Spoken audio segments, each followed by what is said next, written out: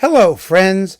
This is Dave Hurwitz, executive editor at ClassicsToday.com, here with If I Could Choose Only One Recording by Artist X. It would have to be Artist Y.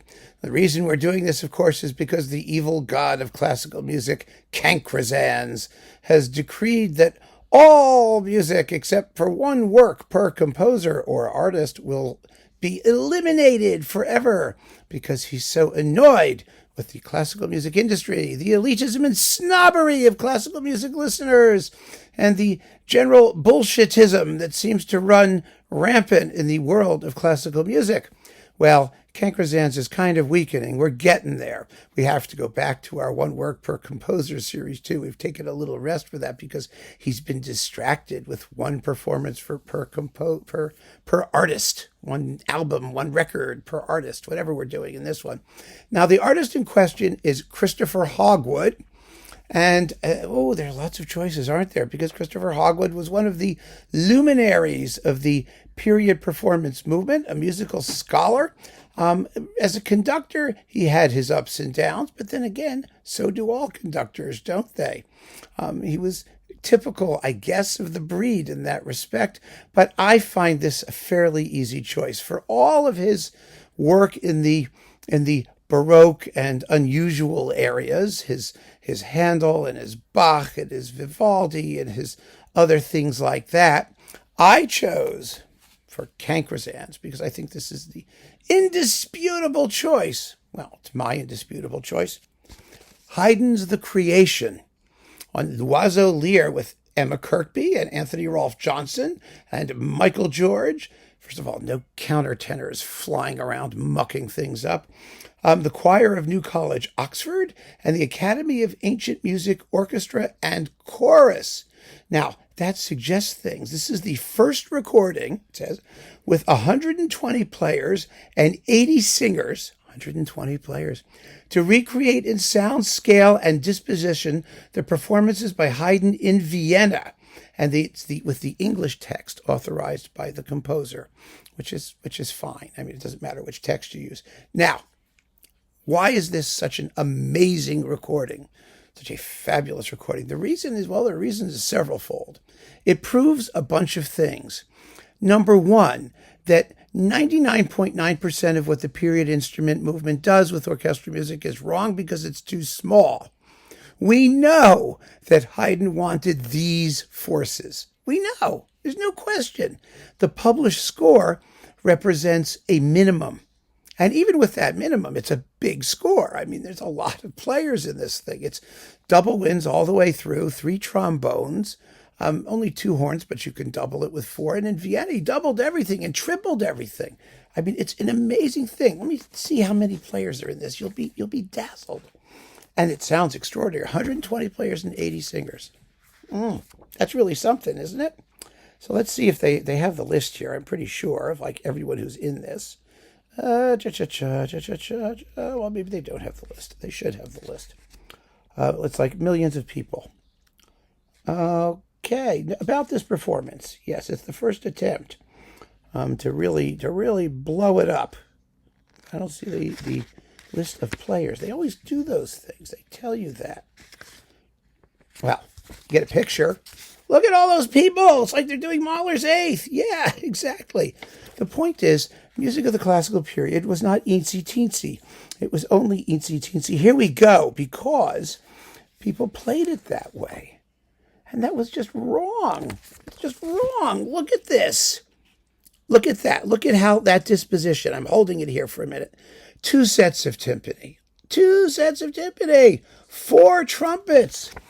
5 trombones. 4 horns. 4 bassoons. 4 clarinets. No, there's more than that. 4 oboes. 4 flutes. Well, I'm wrong. It's 6 horns. 6 bassoons plus contrabassoons. 6 clarinets. 6 oboes. 6 flutes. Oh my goodness. 18 first violins, 18 second violins, 12 basses, 18 violas, 18 cellos, and that's all behind. The chorus and the piano for continuo and all that stuff was in front. You see, they put the singers up front, and this huge orchestra supporting them in the back. And they were arranged on amphitheater, like an amphitheater. I don't know what that meant. Anyway, it was just with the timpani, the trumpets on top, on risers. I mean, it was extraordinary. And the volume, I mean, these rooms were not as big as, like Royal Albert Hall. The volume and amplitude of this thing must have been absolutely unbelievable. And that's exactly what you get here. You get an absolutely glorious sound. And beyond it being a glorious sound, and this is what really gets you. The more instruments you have, the less periody they sound. I mean, the strings only sound scruffy when you don't have enough. Whether they use vibrato or not, well, okay, it matters a little bit. But in a big group, it doesn't matter as much because you're getting the average of what everybody's doing. So some people will vibrate more than others. That's the way it always worked. That's the way it works in modern orchestras today. And you find with all of these people playing together, you get a big, rich, warm, juicy sound. We already knew that from the Macaris recording, for example, of Handel's fireworks music and the period instrument ones. The more people you have, the warmer the sound becomes, the more closely it approximates the sounds we're used to today. And the sounds that we're used to today exist because these large forces became normal and the sounds that they made became the ideal. It's a wonderful lesson, which most period instrument people don't learn, and they don't learn it because of money. Money, because they're going to play it anyway, even if they only have 2 people. Of course, you can play anything with fewer than the composer desired.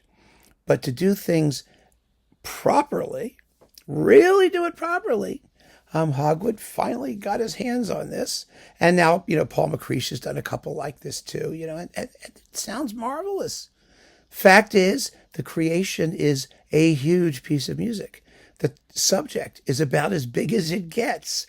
And Handel's vision, his grasp, was cosmic. And I mean, the prelude here, the introduction, the representation of chaos is absolutely incredible. I mean, when you hear, this done on the proper scale, you realize just how much that scale is being falsified by the record industry and by these little pickup period instrument ensembles that just do things for financial reasons, not for artistic or aesthetic reasons, however good they may be. Some of them are marvelous. Don't get me wrong. Everyone says that I'm opposed to period instruments. I mean, it's so not true. If you look at what I've actually reviewed in my work, you find that I support whatever performance I think is marvelous. And in this repertoire, lots of those performances are on period instruments. And I apply the same criteria to those that I apply to all music, as does the evil god Cankrazans, who I know is going to be blown away by this. And so will you.